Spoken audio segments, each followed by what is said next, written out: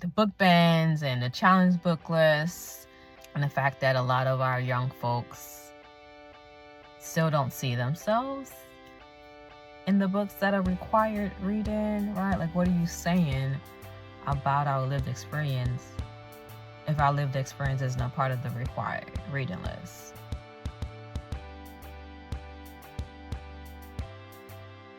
This is my week 2 update for the 75 Soft Challenge. What I realized overall is that I'm more mindful about thinking about the ways in which I am organizing and spending my time. I'm not someone who set up timers to remind themselves to complete the tasks that's a part of the 75 Soft Challenge, whether or not that be my water intake, reading 10 minutes a day, exercising 45 minutes a day, etc. I just go about my day, do what I need to do. Generally, at the start of each week on Mondays, I brainstorm what I would like to do each day of the week, just to help me to think more globally about the week. That's a practice that I've implemented before the 75 Soft Challenge, so I think that's why I don't set reminders. But overall, I am more mindful to think about how I am spending my time. I've seen in recent years a lot of talk, especially during quarantine, about sleep hygiene and morning routines. So for me, a part of my morning routine is to get some of my workout time in, whether or not that's a 25-minute workout or a 30-minute workout. It just depends on what I have to do for the day. So for week 2, I realized that I have half and half my workout task or goal within the 75 Soft Challenge, and that feels more easeful in thinking about how do I want to start my day. And I use the evening to either work out as a way to separate work time from personal time. So that's how I have implemented getting the second half of the workout in regards to the 45-minute workout. Also, I started a new book, which I'll talk about once I completed the book. However, I've been thinking a lot more about leisure reading and just choice. My friend and I, we had visited Books A Million bookstore, and we were just looking through the classic section in Books A Million and just reminiscing about English classes and the required books that we had to read. And it just came back to memory that a lot of the books that we had to read when thinking about diversity, diverse characters, etc., one, it wasn't there, just generally speaking. But the books that we did read that included Black characters had a lot to do in regards to violence, killing Black folks. And I don't know what's the proper word when that is ironic or how the system is set up. I'm thinking about like the book bans and the challenge book lists.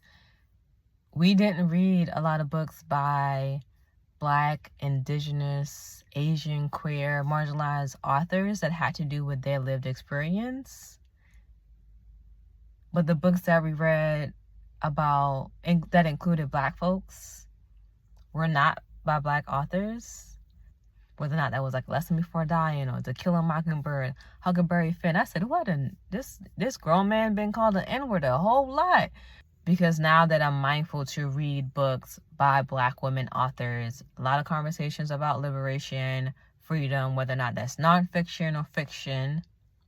But I'm thinking about the times that we're living in and the fact that a lot of our young folks still don't see themselves in the books that are required reading, right? Like, what are you saying about our lived experience if our lived experience isn't a part of the required reading list? So that's definitely something that came to mind as my friend and I were just reminiscing on the books that we had to read for high school versus what we read now for fun, versus the books that some of my friends who are mothers are sharing with their kids, or when they have gift registries, the fact that there are books by Black and brown authors, right? We see it more in bookstores. So I'm grateful to see the evolution of choices that kids have growing up today, but it's really making me think about the ways in which we have to re-educate ourselves as adults, especially if we're millennials and older, and thinking about what we had to read, what was required reading.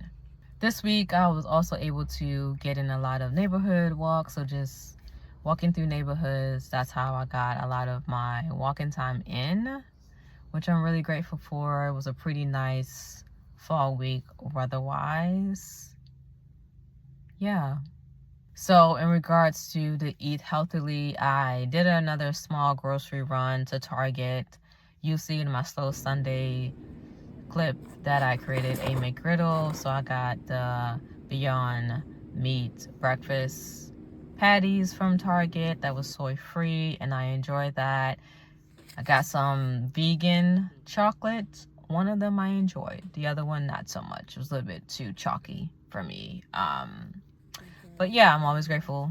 Say let's try the things at least one time, and if it's a repeat, if it's a repeat, it's a repeat. If it's not a repeat, it's not a repeat. 1 out of the 2 wasn't a repeat, but that's okay. Another thing that I did was to what I call hood ramen. Created my own at home ramen with rice noodles instead of flour-based noodles, just to cut down on my wheat intake because of dietary restrictions. Some of my homegirls don't like peas, so it's always interesting to see folks' reactions about vegetables. I know a lot of us have certain vegetables that they absolutely hate, okay, abhor, don't put it on my plate. Whereas some of us were more open in regards to the vegetables that we like.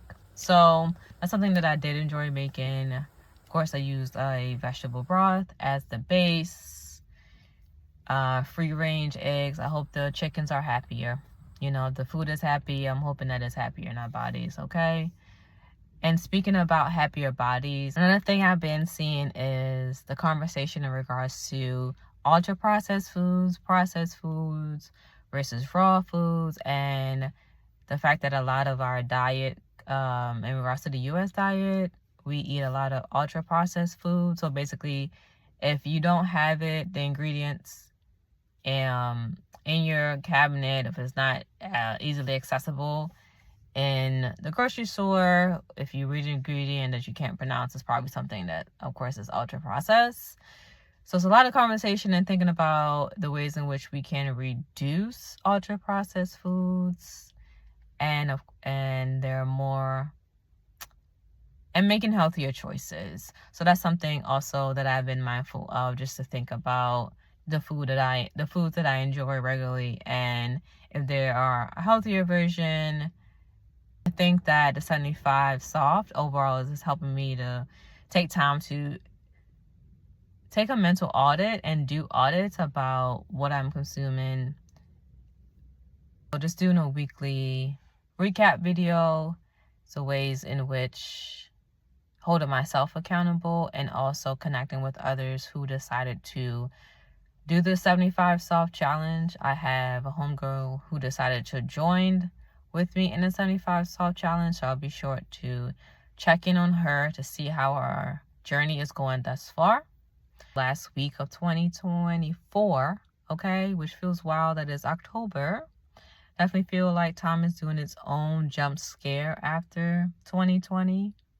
If you are just reflecting on the last couple of months in the year and thinking about how you would like to refine some things, reassess, etc., I hope this is a reminder for you to do what you want to do in order to feel well, in order to feel better. So as always, thanks for being a part of my community. Love is real and eternal. In community, peace.